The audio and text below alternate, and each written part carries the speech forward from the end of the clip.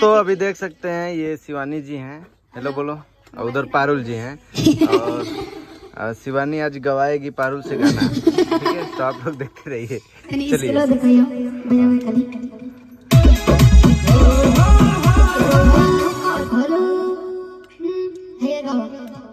कि मारी मारी के घुमा पूरा गोवा राजा जी, वाह, मारी मारी के घुमा पूरा गोवा राजा जी। वो सही कहा होता है लेकिन इसके दूसर बाटे कहते कहा अरे ले ले ओई हो सेंट गोवा गोवा राजा जी, ले ले ओई हो सेंट गोवा गोवा राजा जी। कितना सीरियस में होके गाओ तारी।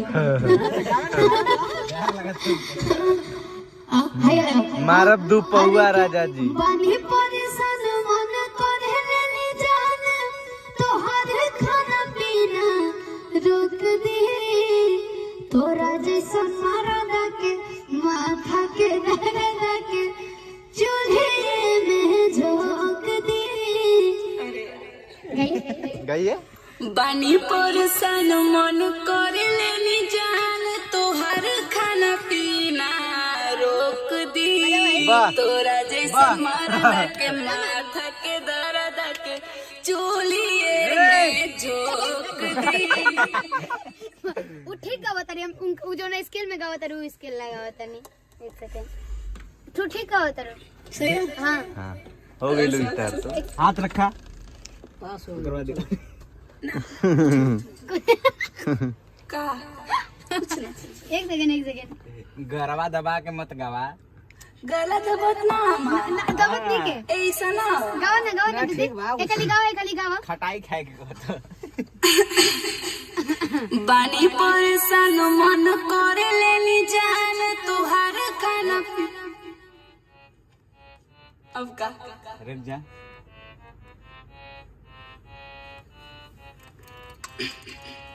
सी सर्फ लगावा मैं ऊंचा के बा ना गाओ तो एकली गावा जय बोले अरे अरे। बानी परेशान मन करे लेनी जान, तोहार खाना पीना रोक दी, तोरा जैसा मरदा के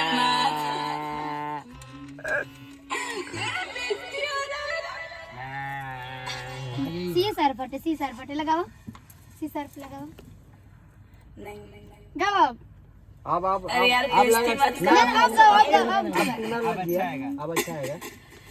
बानी परेशान मन करे लेनी जान, तोहर खाना पीना रोक दी, तोरा जैसा मरदा के माथा के दर्द के चूल्हे में झोंक दी।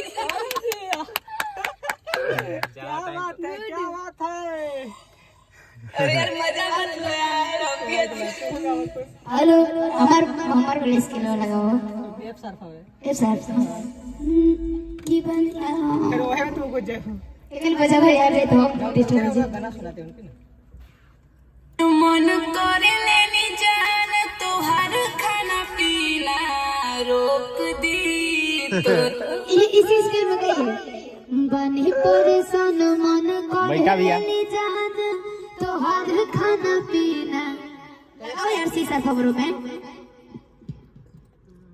ने काम में मैं भी पूछने कि तोहर खाना पीना रोक दी, अभी नहीं हो गया जा, बानी पर हमारे साथ गई बानी परेशान मन। अरे उनका आवाज लो, तू गावा ना, उनका आवाज लो। हेलो बोलो, हेलो बानी परेशान मन करे लेनी जान, तोहर खाना पीना रोक दी, तोरा जैसन मरदा के माथा के दर्द के चूल्हे में झोंक दी।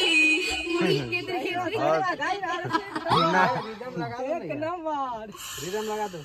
अरे ये नहीं, अरे ले ले ओई हो सेंट गोमा कौवा राजा जी, ले इसी स्किल में गाइएगा मेरे साथ गाइए, ले ले सिलेंडर के गोपौआ राजा जी। हाँ इसी स्किल में गाइए, हाँ गाइए और ले ले हो सेंट गोमा कौवा राजा जी, मारी मारी के घुमा पूरा गंगा राजा जी। बहुत प्यारा गाना था रे। रिदम पे गा तो अच्छा लगा। अरे अरे की यही सन कैसे बगाना ऐसन दुला दे दिए बाबा की छाती जले सहेली के ऐसन दुल्हा दे दिए बाबा की छाती जले पड़ोसन के।